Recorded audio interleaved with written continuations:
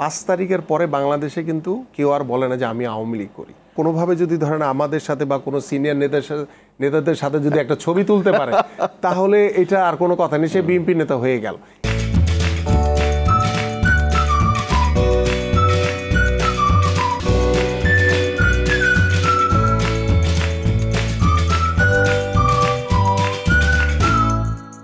প্রিয় দর্শক, city bank নিবেদিত RTV-র অক্ষরের গল্প অনুষ্ঠানে আপনাদের সকলকে স্বাগত জানাই। আমাদের অক্ষর, আমাদের বর্ণমালা রক্তে ধোয়া, আগুনের ভেতর থেকে বেরোনো। আমরা সারা জীবন ধরে আমাদের যে ভাষায় কথা বলি, আমাদের যে বর্ণমালায় অক্ষরগুলো আমরা ব্যবহার করি আমাদের সমস্ত লেখনীতে, আমাদের সমস্ত ভাষার ব্যবহারে, সেই অক্ষর এবং বর্ণমালার গল্পের মধ্যে লুকিয়ে আছে আমাদের জাতীয় জীবনের সাফল্য, আমাদের ঐশ্বর্য। আর যারা আমাদের অক্ষরকে, আমাদের বর্ণমালাকে, আমাদের ঐতিহ্যকে, আমাদের রাজনৈতিক সংস্কৃতিকে সমৃদ্ধ করেন, তারাই হচ্ছে আমাদের আকাঙ্ক্ষিত মানুষ, প্রার্থিত মানুষ। আজকে আমাদের এই আয়োজনে উপস্থিত আছেন এরকম একজন তারকা, যিনি বাংলাদেশের ফুটবল জগতের তারকা এবং রাজনীতির জগতেরও তারকা। আমাদের এই তারকার নাম হচ্ছে মোহাম্মদ আমিনুল হক। তার রাজনৈতিক পরিচয় হচ্ছে তিনি বাংলাদেশ জাতীয়তাবাদী দলের ক্রীড়া সম্পাদক এবং ঢাকা উত্তর এর সম্মানিত আহ্বায়ক। আমাদের মোহাম্মদ আমিনুল হক তারকা যেরকম, সেরকম মানুষের অন্তরেরও তারকা। তিনি ফুটে ওঠেন মানুষের হৃদয়ে। কথা বলছি তার সঙ্গে। কেমন আছেন আপনি? আলহামদুলিল্লাহ, আপনি কেমন আছেন? ভালো আছে আমিনুল ভাই। আমরা যে অক্ষরের গল্প অনুষ্ঠানে আপনাকে আমন্ত্রণ জানিয়েছি, আপনার কাছে কিছু গুরুত্বপূর্ণ কথা শুনতে চাই। আমি একটু ফুটবল নিয়ে কথা বলবো, একটু রাজনীতি নিয়ে কথা বলবো। ফুটবলের কিন্তু একটা রাজনীতি আছে, সেটা আমরা বিভিন্ন সময় দেখেছি। জি, আমি জানি না যে আপনি ফুটবলের রাজনীতির শিকার কিনা। না, বাট যোগ্যতা, পারফরমেন্সের কারণে অনেক সময় দেখা যায় যে রাজনীতিকে ছাপিয়ে সেই জায়গাটা আমরা ওভারকাম করতে পারি। সো হোপফুলি মানে আমরা যখন খেলেছি বাংলাদেশের ফুটবলে, একটি যে রমরমা, একটি যে উৎসব মুখর একটি যে পরিবেশ ছিল, সেই পরিবেশটি আমি মনে করি যে এখনকার যারা ফুটবলার তারা অনেকাংশে এটা মিস করে। কারণ আমরা যখন মাঠে গিয়েছি বা আপনারা যখন মাঠে খেলা দেখতে গিয়েছেন, দর্শক গ্যালারিতে বসে আপনাদের বা এদেশের সাধারণ মানুষের যে ভালোবাসা পেয়েছি, যখন ক্লাব লেভেলে খেলেছি, সেটা মোহামেডান হোক, সেটা আবাহনী হোক, বা সেটা মুক্তিযোদ্ধা হোক, বা অন্য যে কোনো ক্লাব হোক, আবার যখন দেশের পক্ষে খেলেছি, সারা দেশ একত্রিত হয়ে আমাদেরকে উৎসাহিত করেছে যে ভালো কিছু অর্জন করার জন্য। আমরা আমাদের জায়গা থেকে সর্বোচ্চ চেষ্টা করেছি বাংলাদেশের পক্ষে ভালো কিছু অর্জন করার জন্য। কখনো পেরেছি, কখনো হয়তো বা পারিনি। তো পারা বা না পারার ভিতরে কিন্তু আমাদের একটি আক্ষেপ থেকেই যায়। সেই মানে দর্শকদের যে আক্ষেপ, হয়তোবা দর্শকরা আমাদেরকে যেভাবে প্রত্যাশা করেছিল যে আমরা প্রত্যেকটি টুর্নামেন্টেই যাতে ভালো রেজাল্ট করি, হয়তোবা প্রত্যেকটি টুর্নামেন্টে পারিনি, বাট কিছু কিছু টুর্নামেন্টে এখন পর্যন্ত বাংলাদেশের যে সেরা সাফল্য রয়েছে, যেমন 99 সালে আমাদের নেপালে যেটি অনুষ্ঠিত হয়েছিল সাব গেমসে বাংলাদেশ গোল্ড মেডেল পেয়েছিল। 2003 সালে ঢাকার মাঠে সাব ফুটবল আমরা চ্যাম্পিয়ন হয়েছিলাম। 2010 সালে আমরা সাব গেমসে গোল্ড মেডেল পেয়েছিলাম। তো বাংলাদেশের ফুটবলের ইতিহাসে এ যাবৎকালের যে সেরা রেজাল্টগুলো স্বাধীনতার পরবর্তীতে, আলহামদুলিল্লাহ সেই সেরার যে রেজাল্ট, সেই রেজাল্টের একজন দলের একজন সদস্য হিসেবে ছিলাম এবং চেষ্টা করেছি দেশের জন্য, দেশের মানুষের জন্য সর্বোচ্চ দিয়ে যাতে ফুটবলের যে অর্জন, বাংলাদেশের মানুষের যে প্রত্যাশা, সেটা পূরণ করার। ধীরে ধীরে এই ফুটবলের এই যে সাফল্য এবং ঔজ্জ্বল্য কমে গেল কেন? আমি যখন ব্যক্তিগতভাবে খেলা শুরু করেছি সেটা 94 দিয়ে, আমি তখন মোহামেডান ক্লাবের জুনিয়র গোলকিপার হিসেবে ছিলাম। তো তখন কিন্তু আমাদের এই যে সাব্বির ভাই, কায়সার ভাই, কানন ভাইদের মতো মানে বাংলাদেশের টপ লেজেন্ডারি ফুটবলাররা ছিল, জুয়েল রানা, আলফাজ আহমেদ সহ সবাই, আরমান মিয়া। আমরা কিন্তু তখন থেকে একটি ধারাবাহিকতা ছিল বাংলাদেশের ফুটবলে, সেটি হচ্ছে যে প্রত্যেকটি জেলা লেভেলে কিন্তু খেলা হতো। এটা আপনি যেটা বলছেন যে ইন্টার স্কুল ফুটবল, সেটা এক সময় হয়েছে। আমাদের শেরে বাংলা কাপ হয়েছে, আমাদের বিভিন্ন সোরওয়ার্দি কাপ, বয়সভিত্তিক যে খেলাগুলো, সেগুলো কিন্তু আমরা 90-এর পর থেকে আমরা প্রায় 2000, 2002, 2003 এইভাবে কিন্তু একটা ধারাবাহিকতা ছিল। তারপরে গিয়ে কিন্তু আমাদের যে ঘরোয়া ফুটবলটা সেটা কিন্তু অনেকটাই স্তীমিত হয়ে গেছে, রাইট। তারপরে আমাদের যে সোহরাওয়ার্দী কাপ বা বিভিন্ন যে শেরেবাংলা কাপ হতো, সেখানে কিন্তু বিভিন্ন জেলার বা বিভাগের ভালো ভালো ফুটবলার যারা সবাই কিন্তু ঢাকায় এসে খেলার সুযোগ পায় না, কিন্তু ওই ফুটবলারদের থেকে কিন্তু পরবর্তীতে অনেকে ঢাকায় এসে খেলার সুযোগ পায়। তো ওই যে খেলার যে ধারাবাহিকতাটা সেটা কিন্তু বন্ধ হয়ে গেছে, এবং এই যে না হওয়ার কারণে কিন্তু বিভিন্ন জেলায় বা বিভাগে যে ভালো ভালো প্লেয়াররা রয়েছে তারা কিন্তু নিজেদেরকে হাইলাইটস করতে পারছে, ড্রপ আউট হয়ে গেছে। এক্স্যাক্টলি। লং রানে যদি আমাদের পাইপলাইনে যদি পর্যাপ্ত খেলোয়াড় না থাকে তাহলে কিন্তু আমরা ইন দ্য লং টার্ম কিন্তু গিয়ে আমরা সাকসেস হতে পারবো না। এই জায়গাটাতে কিন্তু আমাদের ব্যাপক, বাট এখানে আমার কাছে মনে হয় যে আমরা যেমন আমি অ্যাজ এ প্লেয়ার হিসেবে সবসময় এই বিষয়গুলি বলেছি, তো আল্লাহ পাক যদি আমাকে সুযোগ দেয় বাংলাদেশ স্পোর্টস নিয়ে কাজ করার, ডেফিনেটলি আমি যা বলেছি সেটাকে শতভাগ আমি ইউটিলাইজ করার চেষ্টা করব। যেহেতু আপনার একটা বিরাট অভিজ্ঞতা আছে, তো আপনি তো ছিলেন ফুটবলের তারকা, আপনি এলেন রাজনীতির জগতে, সেখানেও আপনি তারকা। ফুটবল থেকে রাজনীতিতে আসার কারণ কি? এটা বলতে পারেন আপনার, আমি অনেক ছোট তখন 91 সালে যখন আমাদের বাংলাদেশ জাতীয়তাবাদী দল বিএনপি স্বৈরাচার এরশাদের বিরুদ্ধে দীর্ঘ 9 বছর আন্দোলন সংগ্রাম করে যখন 90-এর গণঅভ্যুত্থানের মাধ্যমে আমরা স্বৈরাচার এরশাদ মুক্ত হয়েছিলাম, তখন বাংলাদেশ জাতীয়তাবাদী দল যে মানে এদেশের সাধারণ মানুষের ভোটে যে নির্বাচিত হয়েছিল, সেই নির্বাচনের পরের দিন যখন বিজয় মিছিল হয়, ওই বিজয় মিছিলে আমিও অংশগ্রহণ করেছিলাম। তো ওই বিজয় মিছিলে অংশগ্রহণ করার পর থেকেই মানে তখন বয়স আমার 11 বছর, তখন ওই বাংলাদেশ জাতীয়তাবাদী দলের প্রতি একটা ভালো লাগা, একটা মানে আন্তরিকতা আমার অটোমেটিক্যালি তৈরি হয় ন্যাচারালি।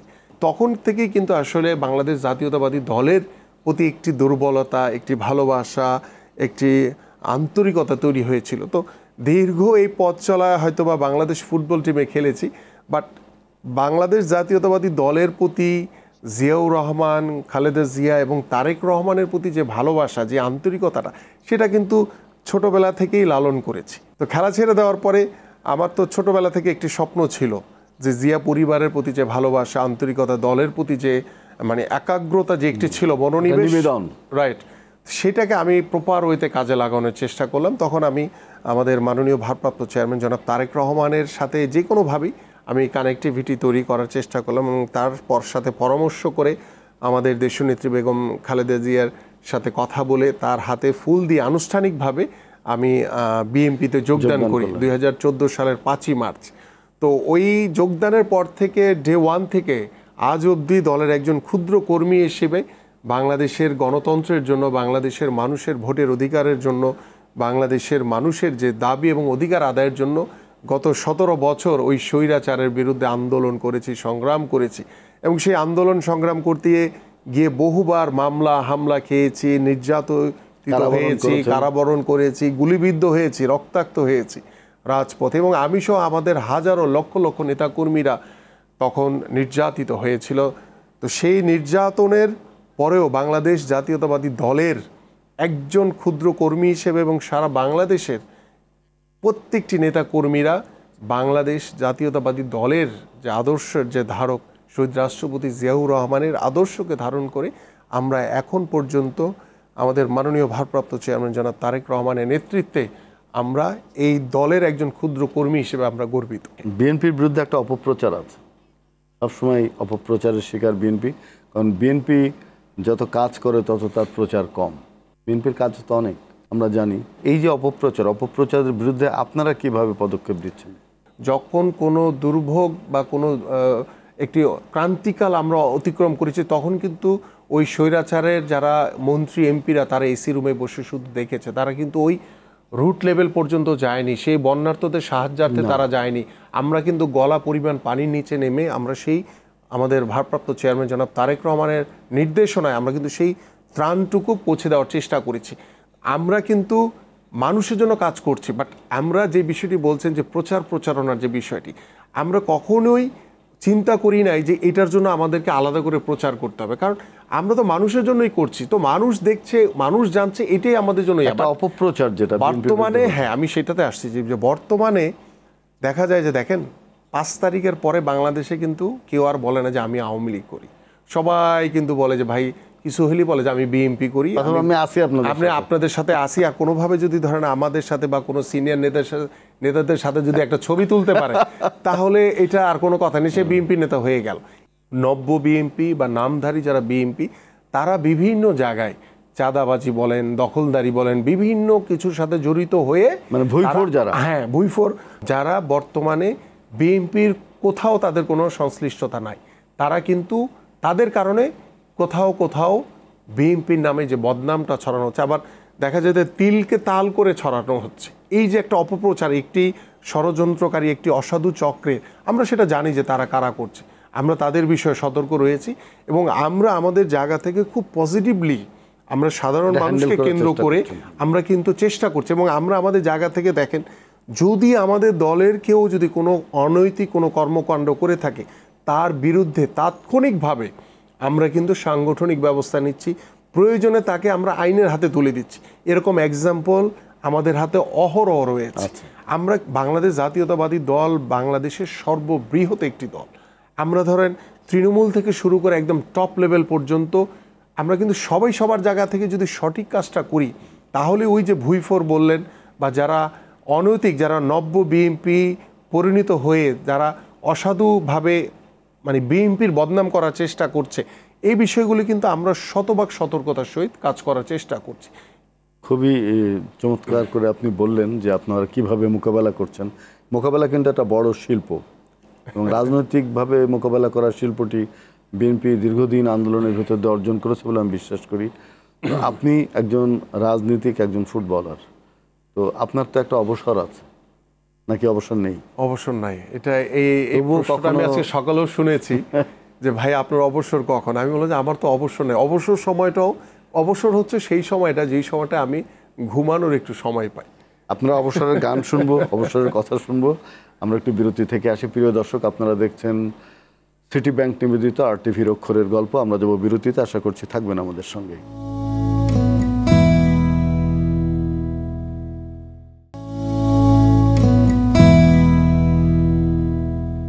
প্রিয় দর্শক, আপনারা দেখছেন সিটি ব্যাংক নিবেদিত আরটিভির অক্ষরের গল্প। ফিরছি বিরতির পর, আবারও যাচ্ছি আমাদের দেশের তারকা ফুটবলার, তারকা রাজনীতিক মোহাম্মদ আমিনুল হকের কাছে। আচ্ছা আমিনুল ভাই, এই যে আপনি বললেন আপনার জীবনে কোনো অবসর নেই, কিন্তু যদি কখনো অবসর মেলে তখন আপনি কি করেন? অবসরের সময়টা আমি শুধু আমার পরিবারকে দেওয়ার চেষ্টা করি, কারণ আমি সকাল থেকে মানে ঘুম থেকে ওঠার পর থেকে আমাদের যে নেতাকর্মীদের রয়েছে, বিভিন্ন যে সমস্যাগুলো রয়েছে এবং আমার যে রাজনৈতিক যে কর্মসূচিগুলো রয়েছে, সাধারণ মানুষের কাছে গিয়ে তাদের যে পরামর্শ, তাদের যে কথাগুলো শুনে যে কিভাবে সমাজে নতুন পরিবর্তন করা যায়, কিভাবে তরুণ প্রজন্মের চিন্তাকে আমরা ধারণ করে কিভাবে আমরা সামাজিক যে পরিবর্তনগুলো করা দরকার, আমরা কি ভাবছি, সাধারণ মানুষ কি ভাবছে, সব কিছুর সংমিশ্রণে প্রাপ্তি এবং প্রত্যাশার যে সংমিশ্রণ, সেই জায়গাটা আমরা কিভাবে সুন্দরভাবে প্রতিষ্ঠিত করতে পারি, এইভাবেই দেখা যায় যে আমার সারাদিন আমাদের বিভিন্ন কর্মসূচির মাধ্যমে কেটে যায়। গান শোনার সুযোগ হয় না, গান শোনার সুযোগ হয় না কখনোই, যদিও আগে হয়তো বা একসময় গান টান শোনার সুযোগ ছিল, বা এখন হয়তো বা গাড়িতে উঠেও ওই গান আর শোনা হয় না, ওই ফোনে ফোনেই যে নেতা কর্মীদের সকল আলোচনা, কোথায় কি সমস্যা বা কি করণীয় আছে বা পরবর্তী কর্মসূচি, এইভাবে চলে যায়। বাট দিন শেষে যখন বাসায় ফিরি, হয়তো অনেক রাতও হয়ে যায়, অনেক সময় মধ্যরাত, রাত্র 1টা 2টা, অনেক সময় 3টাও হয়, সকল মিটিং শেষ করে আসার পরে। তো তখন দেখা যায় যে অনেক সময় বাচ্চারা ঘুমিয়ে পড়ে, অনেক সময় জেগে থাকে আমার জন্য। তো ওই যে সময়টুকু আসি, হয়তো বা সেটা আধা ঘন্টা হতে পারে বা 1 ঘন্টা হতে পারে, ওই সময়টুকুই আসলে সারা দিনের ভিতরে একটি অন্যরকম একটি ভালো লাগার একটি সময়, যে পরিবারকে কিছুটা হলো সময় দেওয়া। এখন আপনি কোনো নির্বাচিত সংসদ সদস্য নন কিংবা মন্ত্রীও নন, কিন্তু উত্তরের মানুষ আমরা বলতে শুনি যে কোনো সমস্যায় আমিনুল ভাইয়ের কাছে যাই, যে কোনো সমস্যা আমিনুল ভাইয়ের কাছে আসতে চাই। এটা আপনি কিভাবে অর্জন করলেন? আলহামদুলিল্লাহ, এটা আল্লাহ পাকের অশেষ রহমত, 1।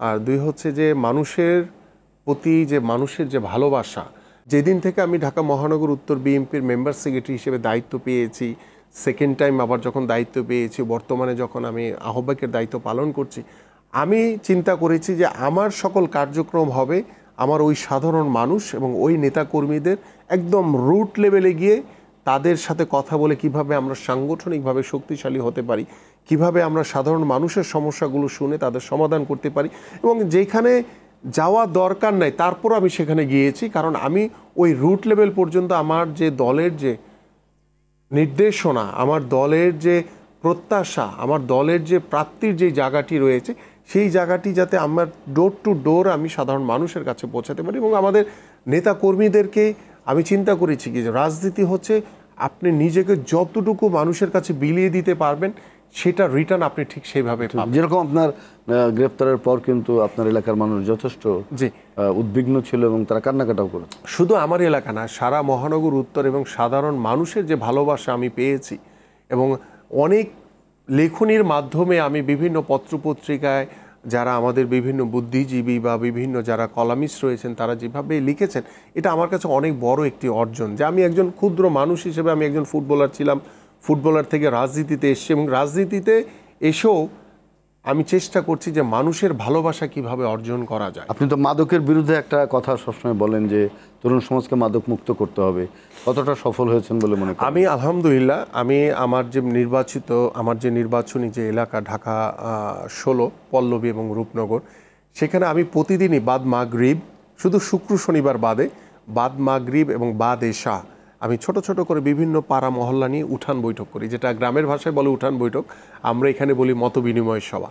সেখানে আমার এলাকার ভিতরে দেখা যাচ্ছে যে কিছু উর্দুভাষীদের কিছু এলাকা রয়েছে, কিছু হয়তো বা নিম্ন আয়ের মানুষের কিছু বসবাস রয়েছে, সেই সব অঞ্চলে কিছু মাদকের কিছু সমস্যা রয়েছে, যা ইতিমধ্যে আমি জিরো টলারেন্স দেখিয়ে আমাদের এলাকার যারা স্থানীয় নেতৃবৃন্দ রয়েছে, এলাকার যারা সাধারণ মানুষ রয়েছে, মুরব্বী রয়েছে, তাদের সাথে কথা বলে এবং আইন শৃঙ্খলা বাহিনীর সাথে কথা বলে তাদের সহযোগিতা নিয়ে আমরা ওই মাদকের বিরুদ্ধে কিন্তু প্রতি মুহূর্তে লড়াই করে যাচ্ছি।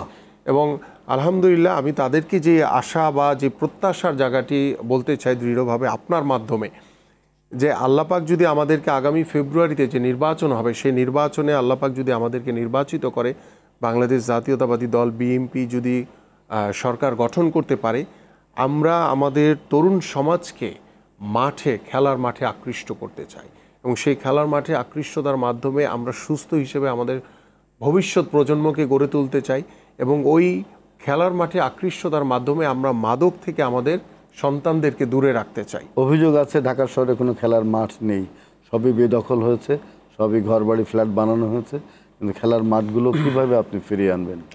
এখানে আমাদের মাননীয় ভারপ্রাপ্ত চেয়ারম্যান জনাব তারেক রহমান ইতিমধ্যে কিছু নির্দেশনা আমাকে দিয়েছেন, যে আমরা ভবিষ্যতে আল্লাপাক যদি আমাদেরকে কবুল করে আমরা সরকার গঠন করতে পারি, আমরা প্রত্যেকটি ওয়ার্ডে আমরা খেলার মাঠ অবশ্যই যেখানে খালি জায়গা রয়েছে সেটা সরকারিভাবে আমরা সংরক্ষণ করে আমরা খেলার মাঠের উপযোগী আমাদের সন্তানদেরকে করে দিয়ে আমরা ওই মাঠের চারপাশে আমাদের যারা বয়োবৃদ্ধ বাবা মারা রয়েছেন, যারা সকালবেলা কিংবা বিকালবেলা হাঁটেন, তাদের জন্য ওয়াকওয়ে তৈরি করার একটি কর্মপরিকল্পনা আমরা হাতে নিয়েছি।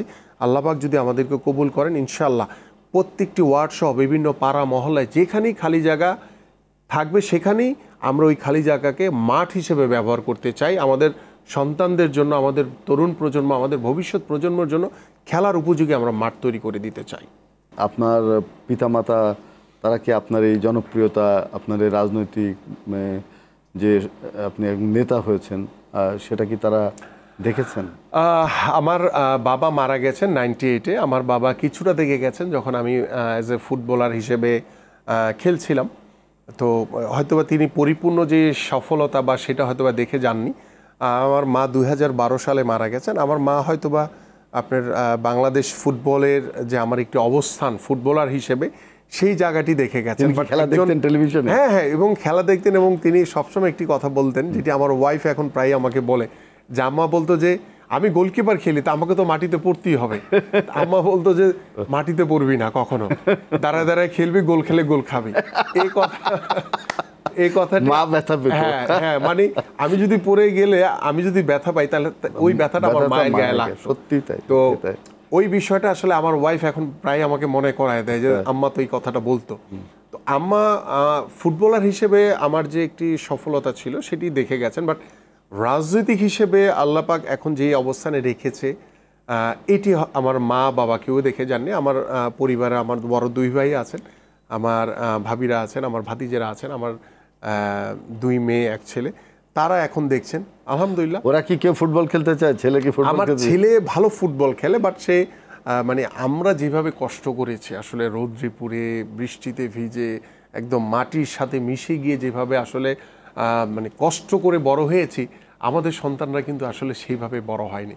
তারা জন্মের পরে যেভাবে তারা লাইফ লিড করছে, আমরা যে কষ্ট, আমি বলি আমার ছেলেকে প্রায় যে আমি যে কষ্টটি করেছি বাবা তোমরা করতে পারবা কি না, করতে পারলে নিজেকে আরও অনেক ভালো জায়গায় নিয়ে যেতে পারবা। বাট আমার ছেলে ভালো ফুটবল খেলে, বাট সে পড়াশুনো নিয়ে আপনি চান যে ফুটবলার হোক? আমি তো ন্যাচারালি আমি চাই যে আমার ছেলে ফুটবলার বা যে কোনো স্পোর্টসের সাথে হোক। বাট আছে না যে পড়াশোনার পাশাপাশি অন্য একটা অ্যাক্টিভিটিসে যদি সে নিজেকে তৈরি করতে পারে, সেটা আমার কাছে ভালো লাগে। ইদানিং দেখছি সে ব্যাডমিন্টনও ভালো খেলে, মানে যে স্পোর্টসে সে হাত দেখলাম যে আলহামদুলিল্লাহ তার একটা বেসিক একটা ভালো ইয়ে আছে। ইদানিং দেখছি যে সে গিটার বাজাচ্ছে। বাহ, সেটাও ভালো। আপনার মেয়েরা কি গান করে কিংবা? না না না, আমার মেয়ে, বড় মেয়ে একদম অ্যাবসলিউটলি পড়াশোনায় মগ্ন, সারাদিন বই নিয়ে বসে থাকে। আর ছোটটা হচ্ছে ও কেজি 1-এ পড়ে। আপনার স্বপ্ন কি? আমার স্বপ্ন হচ্ছে একটাই এখন, সেটা হচ্ছে একজন বাংলাদেশ জাতীয়তাবাদী দলের একজন ক্ষুদ্র কর্মী হিসেবে আমি যে লক্ষ্য, যে প্রত্যাশা নিয়ে রাজনীতির মাঠে এসেছি, যে সাধারণ মানুষের পাশে থাকা, সাধারণ মানুষকে সাথে রেখে তাদের সাথে সাধারণ মানুষ হিসেবে মিশে তাদের সমস্যাগুলো সমাধান করা, এবং এটা যাতে আমি আমৃত্যু আল্লাপাক যতদিন আমাকে বাঁচিয়ে রেখেছে ততদিন যেন ওই সাধারণ মানুষগুলোর পাশে থেকে কোনো নেতা হিসেবে না, আমি একজন সাধারণ নাগরিক হিসেবে তাদের সাথে মিশে যাতে কাজগুলো করতে পারি। আপনার আদর্শ কে? আপনার পিতা, মাতা অথবা কোনো নেতা? আদর্শের বিষয়টা হচ্ছে অ্যাকচুয়ালি একটু আপেক্ষিক একটা বিষয়। আমি ডেফিনেটলি আমাদের বাংলাদেশ জাতীয়তাবাদী দলের আদর্শ ধারক হিসেবে আমাদের শহীদ রাষ্ট্রপতি জিয়াউর রহমানের আদর্শকে আমরা ধারণ করি। আমরা দেশনেত্রী বেগম খালেদা জিয়ার যে দীর্ঘ বাংলাদেশকে নিয়ে যে তার যে সংগ্রাম, গণতন্ত্রের যে সংগ্রাম, তার আদর্শকে আমরা ধারণ করি। এবং পাশাপাশি আমাদের বিএনপির ভারপ্রাপ্ত চেয়ারম্যান জনাব তারেক রহমান, জিয়া পরিবারের যে যোগ্য উত্তরসূরি হিসেবে তিনি দীর্ঘ 17 বছর সুদূর প্রবাসে থেকেও বাংলাদেশ জাতীয়তাবাদী দলের প্রত্যেকটি নেতাকর্মীকে যেভাবে ঐক্যবদ্ধ করে রেখেছেন, যেভাবে সুসংগঠিত করে রেখেছেন, যেভাবে তিনি প্রত্যেকটি তৃণমূলের নেতাকর্মীদের কাছে তার যে বার্তা পৌঁছে দিয়েছেন, সাধারণ মানুষের কাছে যে তার বার্তা পৌঁছে দিয়েছেন, তার যে চিন্তা ভাবনা, যারা আমরা খুব কাছ থেকে তাকে দেখেছি, যাকে আমরা খুব কাছ থেকে তার সাথে কথা বলার সৌভাগ্য আমাদের হয়েছে, আমরা দেখেছি যে তিনি কত সাধারণ একজন মানুষ, তার আদর্শকে আমরা ধারণ করি। অনেক ধন্যবাদ মোহাম্মদ আমিনুল হক। আপনি জনগণের তারকা হয়ে থাকুন, আপনি সারা জীবন রাজনীতির সঙ্গে থাকুন বা না থাকুন, জনগণের হৃদয়ে আপনি যে স্থান করে নিয়েছেন সেটি মুজবান নয়, এবং সেটা সম্ভবত আপনার যে আকাঙ্ক্ষা, ভালো মানুষ হওয়ার আকাঙ্ক্ষা, সেখান থেকে আপনি এটা পেয়েছেন। পিতামাতার দোয়া তো থাকে, নিশ্চয়ই তারা আপনাকে দোয়া করেন। তো আজকে আমাদের এই অক্ষরের গল্প অনুষ্ঠানে এসে আপনি আপনার স্বপ্নের কথা, জীবনের সংগঠনের কথা, ভালো লাগা, ভালোবাসার কথা বলেছেন। নিশ্চয়ই আপনার এই কথাগুলো আমাদের তরুণ প্রজন্মের অনেক কাজে লাগবে। আপনাকে আমাদের অনুষ্ঠানের পক্ষ থেকে অনেক অনেক ধন্যবাদ এবং কৃতজ্ঞতা। আপনাকে অনেক ধন্যবাদ। এবং অক্ষরের যে গল্প, এই অক্ষরের গল্প দিয়ে যাতে আমরা আমাদের প্রত্যেকটি ভালো কাজকে যাতে ভবিষ্যতের জন্য যাতে একটি সুন্দর গল্প বানাতে পারি, সেই প্রত্যাশা করি আপনার। অনেক ধন্যবাদ। প্রিয় দর্শক, সিটি ব্যাংক নিবেদিত আরটিভির অক্ষরের গল্প অনুষ্ঠানে আজকে আমাদের একজন তারকা ছিলেন, যিনি দুই দিকের তারকা। আমি আগেই বলেছি, ফুটবল অর্থাৎ ক্রীড়া জগতের তারকা এবং রাজনীতির তারকা, এই দুটির মেলবন্ধনে তিনি তার এলাকা শুধু নয়, তার এলাকার বাইরেও আজকে বাংলাদেশের অগণিত মানুষের হৃদয় তিনি জয় করেছেন তার স্বপ্ন দিয়ে, তার কর্ম দিয়ে। আমরা বিশ্বাস করি যে আমাদের রাজনৈতিক যে সংকট, রাজনৈতিক যে বিভাজন, সেই জায়গায় তিনি কাজ করবেন এবং অনেক দূর যাবেন। আমরা তার সেই পথের দিকে তাকিয়ে আছি। আমাদের অক্ষরের গল্প অনুষ্ঠানে তাকে অনেক অনেক ধন্যবাদ এবং কৃতজ্ঞতা। আজকে যারা আমাদের সঙ্গে দর্শক শ্রোতা আছেন তাদেরকেও ধন্যবাদ এবং কৃতজ্ঞতা। ভালো থাকবেন, সুস্থ থাকবেন।